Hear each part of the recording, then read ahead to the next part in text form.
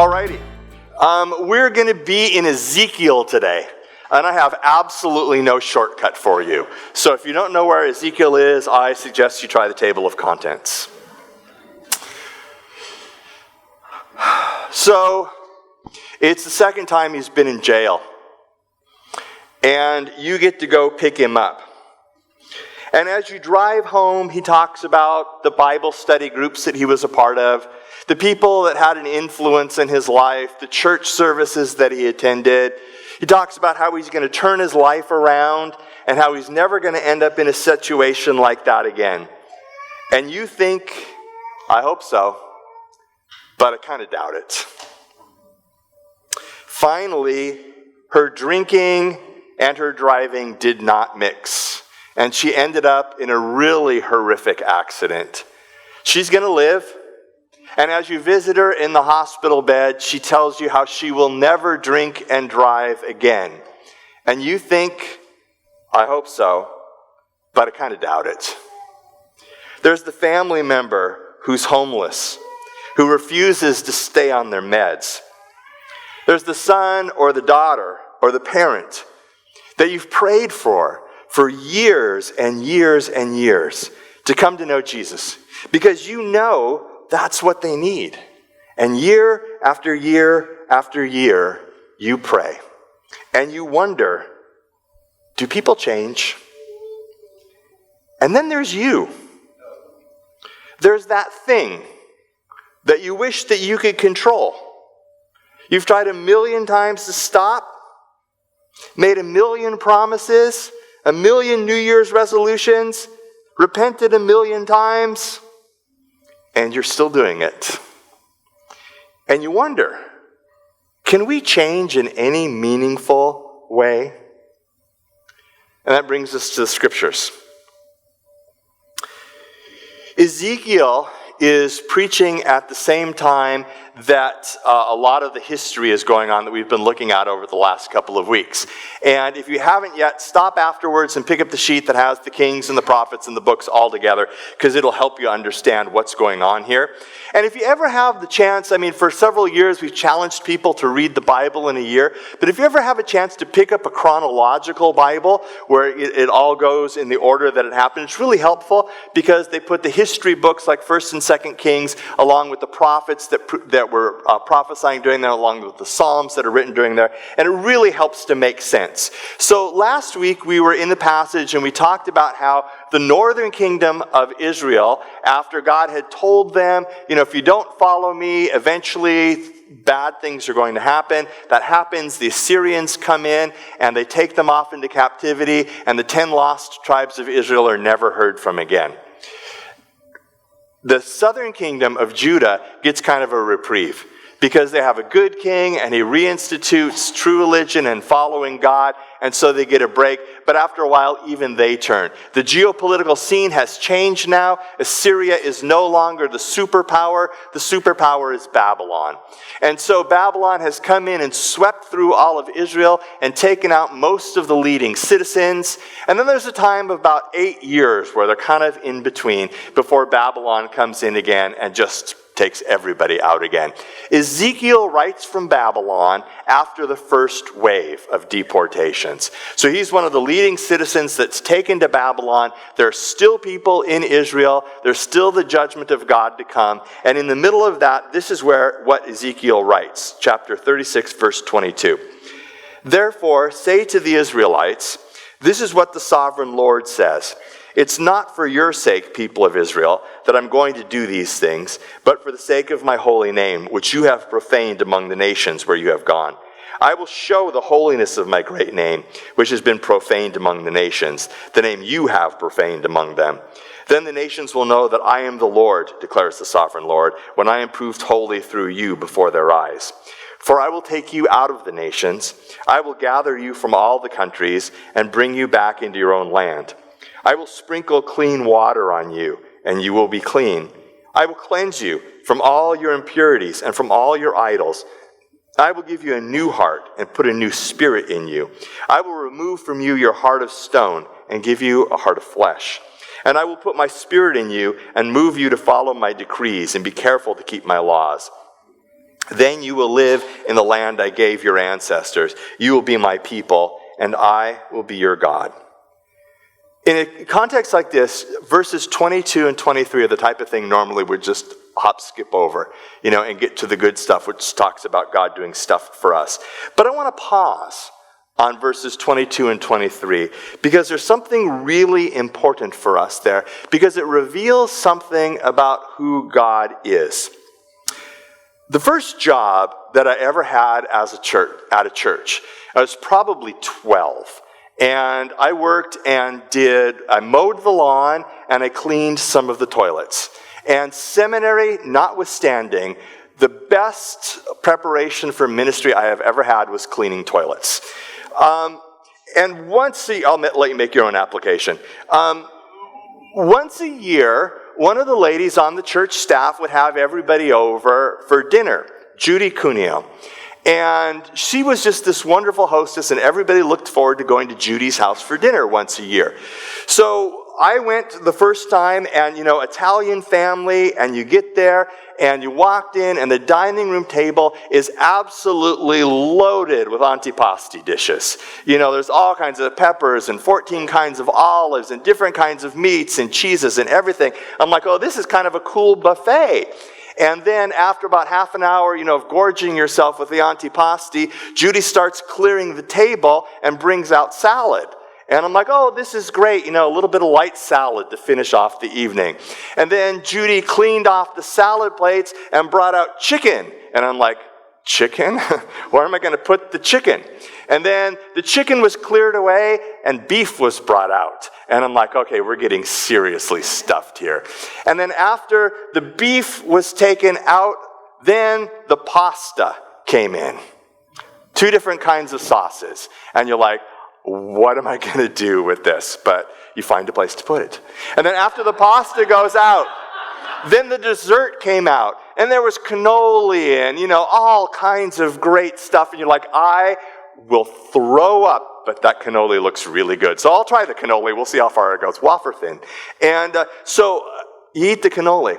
And then I remember I didn't eat the entire next day after I had been to Judy's house. And so year after year went to Judy's. And one year somebody said to her, Judy, you don't have to do this. Just make it simple. And Judy said, okay, next year I'll make it simple. So we go back to Judy's house, you enter in, and the dining room table is laden with antipasti. And you're like, okay, this is great, we're just going to have this. And then the antipasti is cleared off, and the salad comes out, and then the chicken comes out, and then the beef comes out, and then the pasta comes out. And you realized that Judy could no more not make dinner like that than she could fly. She just wanted you to feel welcome. She wanted you to feel comfortable. She wanted to love you, and her love language was food. That was just who Judy was. She could not do that. And that's what these verses are like about God. Because what the verses are talking about is that God is doing what God does. God doesn't change. I mean, this is written in a period of time where the people have finally begun to bear the consequences of their actions. But God isn't content to just let them wallow in the consequences. Even then, God steps in and changes things.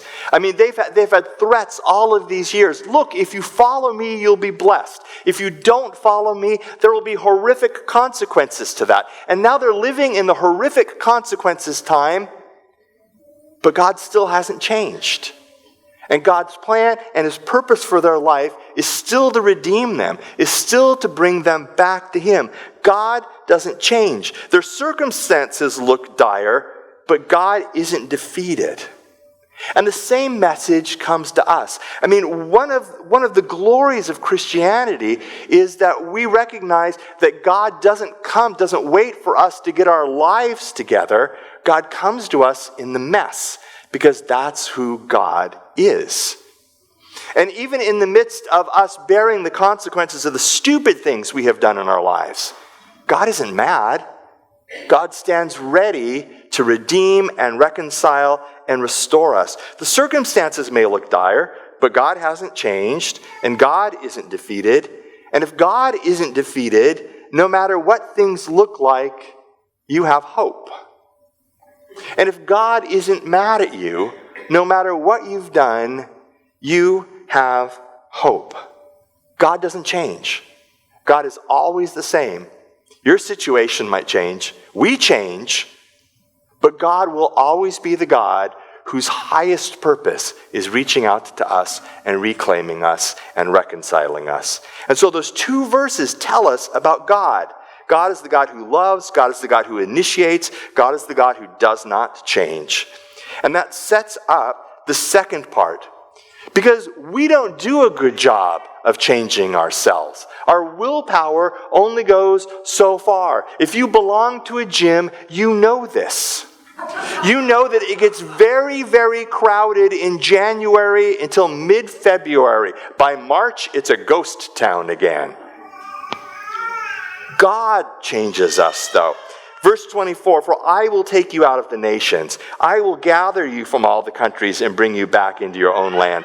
I will sprinkle clean water on you, and you will be clean. I will cleanse you from all your impurities and from all your idols. I will give you a new heart and put a new spirit in you. I will remove from you your heart of stone and give you a heart of flesh. I will put my spirit in you and move you to follow my decrees and be careful to keep my laws. I will. God says, I will do the things for you that you can't do yourself. I will.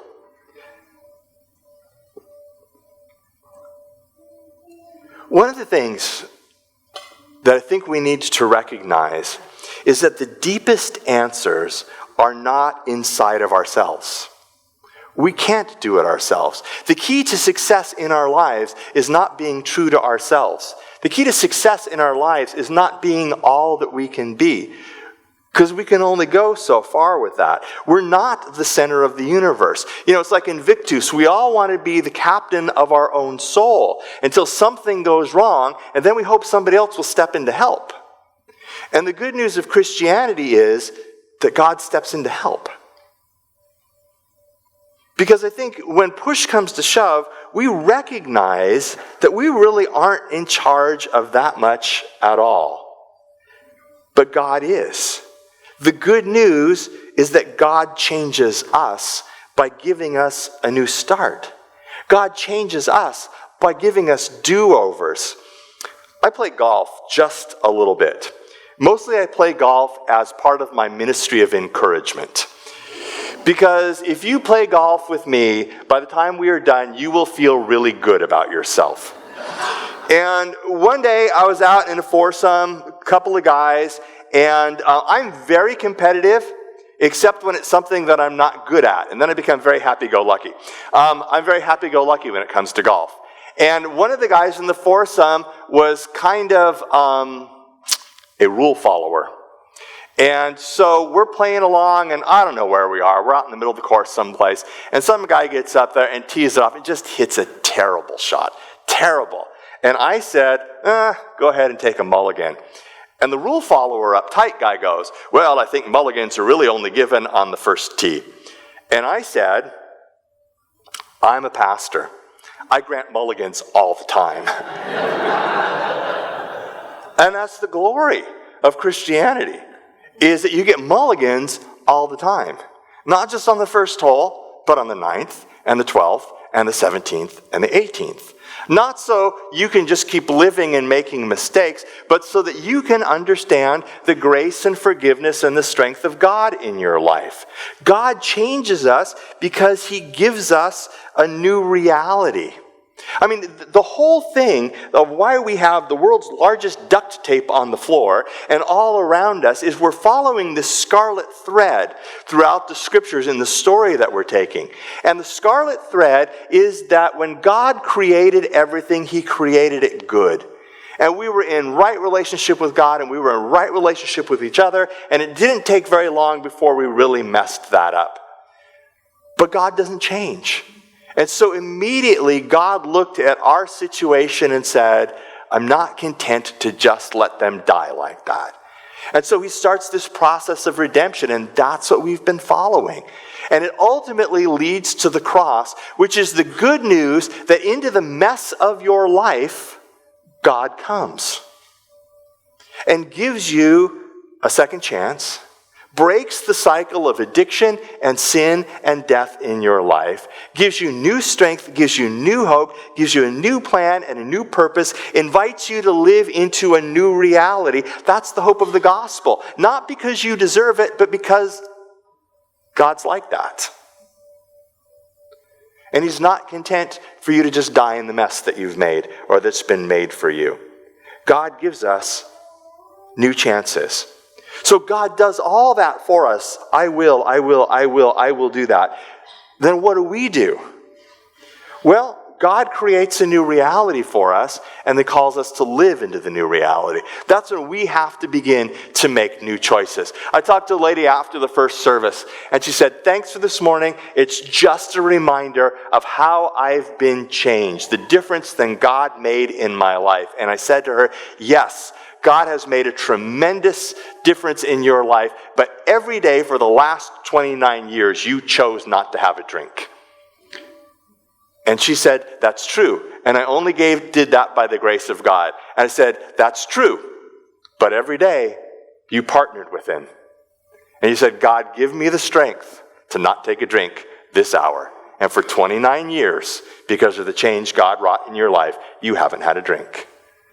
God creates a new reality for us, but we have to choose to live into that reality. That's what verse 28 is all about. "After I do all of these things for you, then you will live in the land I gave your ancestors. You will be my people, and I will be your God." I'm going to set you up for success. I'm going to give you the opportunity to do it right. I'm going to give you the opportunity to live in a healthy way. But you've got to live there. You've got to occupy that land. We have to want to be new continually. I'm reading this great book by David Brooks, and I'd highly recommend it to you, except that I forgot what the name of it is. But it's about character, and so you can just Google David Brooks character, and it'll pop up. It's a great book.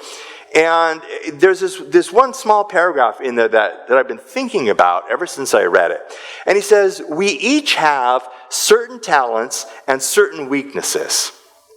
If we habitually fall for those temptations and do not struggle against the weaknesses in ourselves, then we will gradually spoil some core piece of ourselves. We will fail in some profound way." So we've got these temptations and we've got these talents, and unless we struggle against the temptations, unless we continually try to rise to our best selves and push the temptations away, we will ultimately fail profoundly. And you don't have to look too far in your spheres of influence to see people who have given up trying, who have just given themselves over to their basest nature and their basest desires, and they have a tendency to fail profoundly. And so it's this constant choice, this constant living into the new creation that God has made us.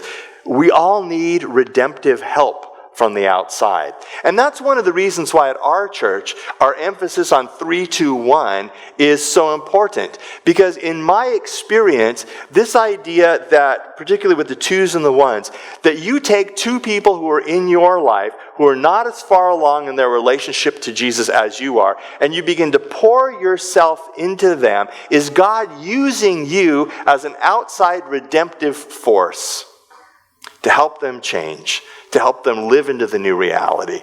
And then the 1s are the people that speak into our lives, who see our stuff, who can call us on those things, who can be the outside redemptive influence in our lives, helping us to make the right choices so that we can live into that new reality.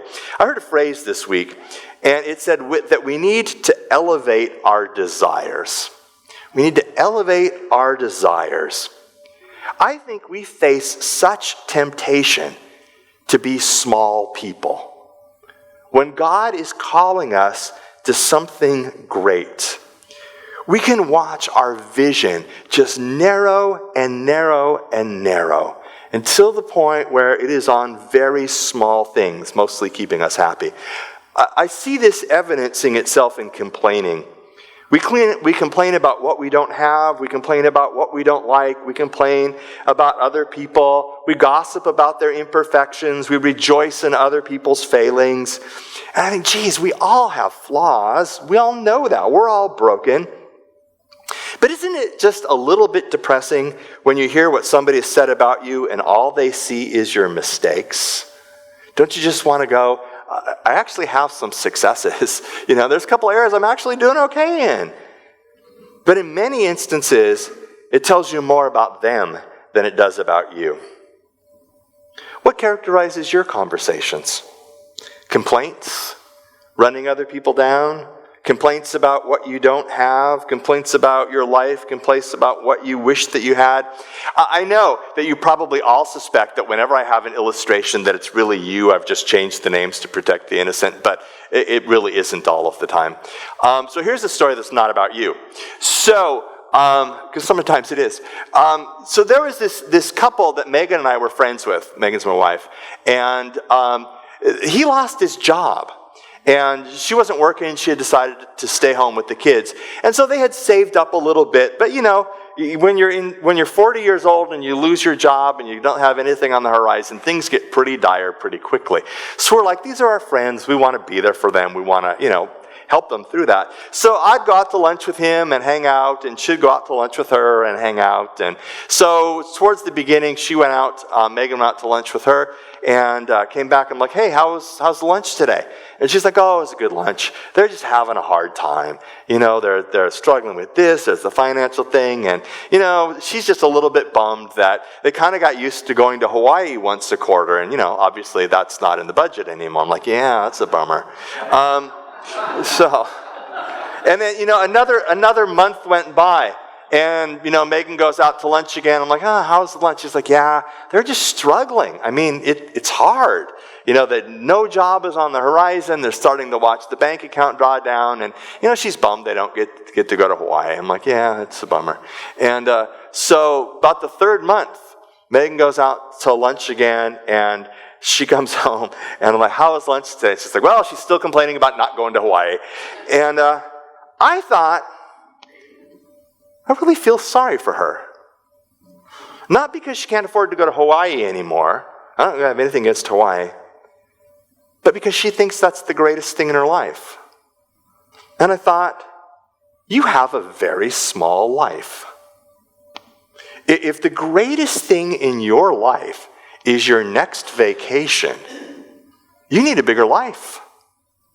And we face such a temptation to live small lives when the call of God is to be big. The call of God is to the redemption of the world. And I hear this phrase, we need to elevate our desires.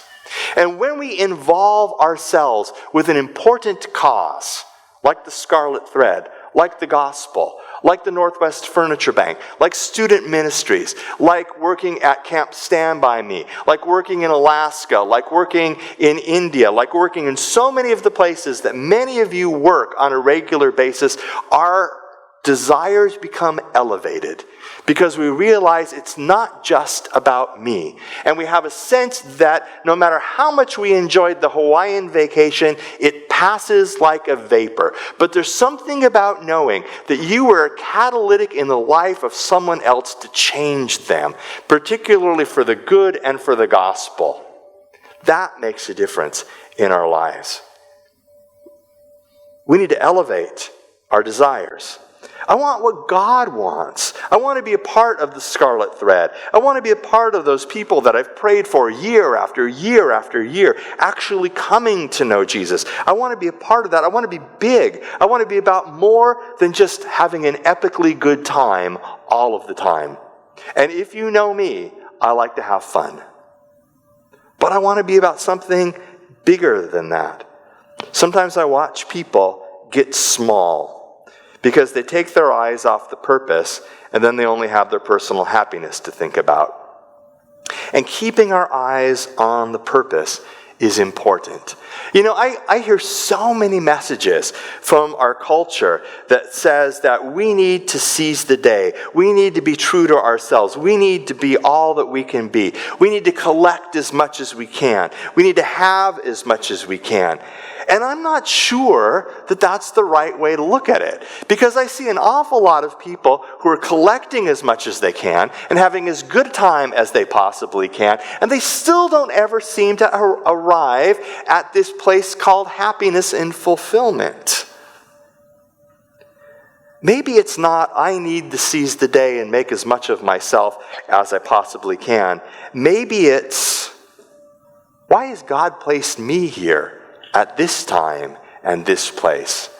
Maybe the culture isn't here to serve me and meet my deepest needs. Maybe God has placed me here to help meet the deepest needs of the culture and my neighbors and my family and people that I go to school with. Maybe God put you here, and He's given you a new heart, a new spirit,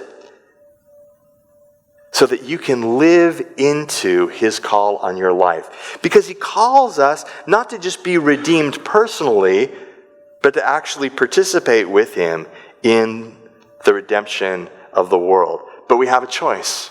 We have a choice every day about how we're going to respond to our lives, about who we're going to choose to be. Viktor Frankl was an Austrian psychiatrist who was imprisoned in one of the Nazi concentration camps during the Second World War. And he did a lot of work there on psychological things and wrote this seminal book called Man's Search for Meaning. It's the title I can remember this morning, and if you haven't read it yet, you should. And so Frankl watched people in the concentration camps, and one of the things that he recognized was you could tell what type of person somebody was going to become by the way they responded to the things around them. Because they couldn't control their circumstances, but they could control how they responded to their circumstances. And not all of our circumstances are great. Sometimes for an entire lifetime, sometimes for just a season. But we always have the opportunity to decide how we're going to respond to that. Maybe it's not all about, are you personally happy? Maybe it's about, God has a plan and a purpose for you. Have you found that? Frederick Buechner, one of my favorite authors, says that the way to discern this is to ask the question, at what points do my talents and deep gladness meet the world's deep need? In other words, what talents do you have? What are the things that bring you joy, that can help fulfill the needs of people around you, that can help you with the plan of God? God gives us a new heart, a new spirit, a new beginning, a new purpose. But we have to live into that.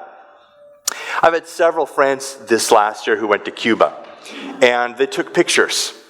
And probably a lot of you know that they have a lot of vintage cars in Cuba.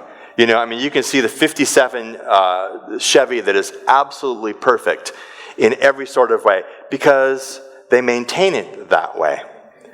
In lots of other places, 57 Chevys have just rusted out. Lots of us are 57 Chevys. There was a time that we were new, and cool. And then we quit being new, and we quit being cool, and we just got old, and we just rusted.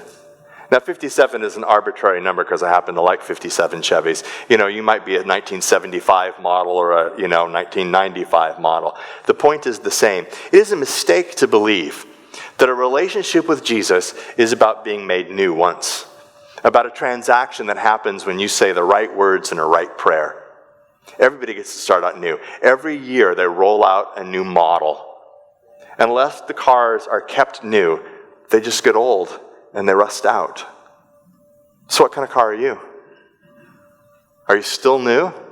Are you relying on that time 5 years ago, 10 years ago, 50 years ago when you were new? Because the call of God is to live into the reality every day. You can't change your circumstances, but you can change how you react. Let's pray. Believing that God speaks to us, I want you to take 10 seconds to just say, God, what are you saying to me?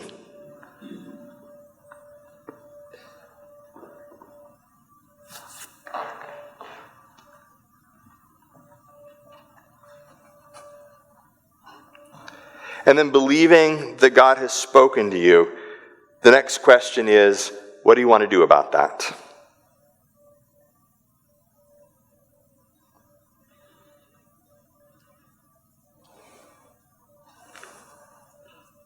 Loving God, I pray for all the people that want to change and haven't been able to do it on their own. They've tried, but without much success. God, maybe for the first time, people here didn't even realize that there was somebody else that could help them. And if you're in that position, man, I hope that you'll just tap into God and let Him change you. Let Him give you that fresh start, that mulligan that you want. And the way to do that is just to pray a prayer. Dear God, I'm not doing so well on my own. I'd like to try the Jesus thing. Would you come into my life and change me? And He will. God, others of us remember when we were new, and we sort of have rusted out over time. And we need to be made new again. God, so I pray for all of the people who know where the source of power is, know that you are in control and that you are the God who doesn't change. And so, God, would you help them to hear that? Maybe people are feeling like they've messed up one too many times. They've exhausted all of the mulligans on the course. Help them to believe that you don't change and that you are still the God who pursues them. You are still the God who loves them. And that you're the God who's chasing after them, not with a 2x4, but in order to love them and hug them and to remind them that they have worth and value. And then, God, we pray for all of us that we would make the choices that we need to make daily so that we can be your agents of change in the world.